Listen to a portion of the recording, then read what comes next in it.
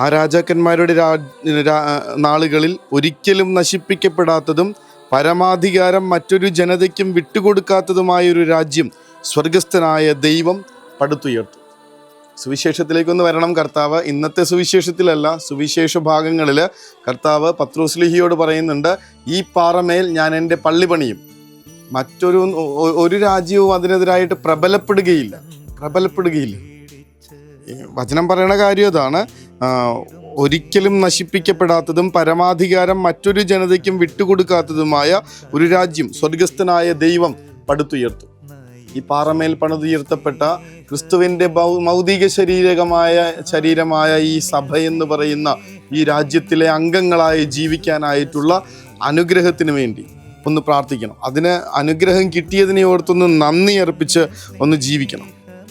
കർത്താവ് പറയുന്നുണ്ട്, എൻ്റെ നാമത്തിൽ അവൻ ഞാനാണെന്ന് പറഞ്ഞ് പലരും വരും, നിങ്ങൾ അവരുടെ പിന്നാലെ പോകരുത്, ആരും നിങ്ങളെ വഴിതെറ്റിക്കാതിരിക്കാൻ സൂക്ഷിച്ചുകൊള്ളുവിൻ.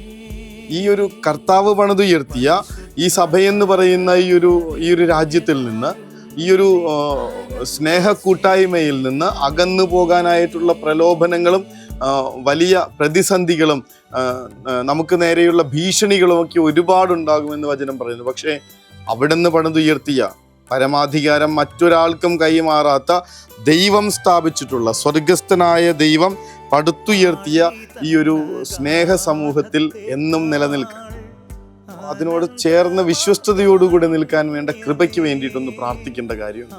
കർത്താവ് പറയും, ഇങ്ങനെ പല കാര്യങ്ങളും നിങ്ങൾ കേൾക്കും, പല കാര്യങ്ങളും നിങ്ങളെ തെറ്റിദ്ധരിപ്പിക്കുന്ന വിധത്തിൽ, നിങ്ങളെ വഴിതെറ്റിക്കുന്ന വിധത്തിൽ ഒരുപാട് കാര്യങ്ങൾ കേൾക്കും, ഒരുപാട് കാര്യങ്ങൾ. എന്നാൽ നിങ്ങൾ എന്നിൽ നിലനിൽക്കും. കാരണം ഈ ഒരു സഭ കർത്താവ് പണിതുയർത്തിയിട്ടുള്ളത് അതിൻ്റെ കാലാകാലങ്ങളായിട്ടുള്ള പാരമ്പര്യങ്ങളിൽ നിന്നുള്ള വിശുദ്ധ ജീവിതങ്ങളുടെ ഓർമ്മപ്പെടുത്തലുകളും കർത്താവ് നൽകിയ വെളിപാടനുഭവങ്ങളുടെ പഠനങ്ങളുമൊക്കെ ഇങ്ങനെ സഹസ്രാബ്ദങ്ങളായിട്ട് ജീവിച്ചു വരുന്നൊരു സഭയിൽ പെട്ടെന്നൊരു ദിവസം ഇങ്ങനെ ഭിന്നതയുളവാകുക എന്നുള്ളത് സാത്താൻ്റെ പ്രവർത്തനം തന്നെയാണ്. അന്തഃഛിദ്രമുള്ള രാജ്യം നശിച്ചു പോകും, അന്തഃഛിദ്രമുള്ള ഭവനവും വീണുപോകും എന്നൊക്കെ കർത്താവ് പറയുന്നുണ്ട്.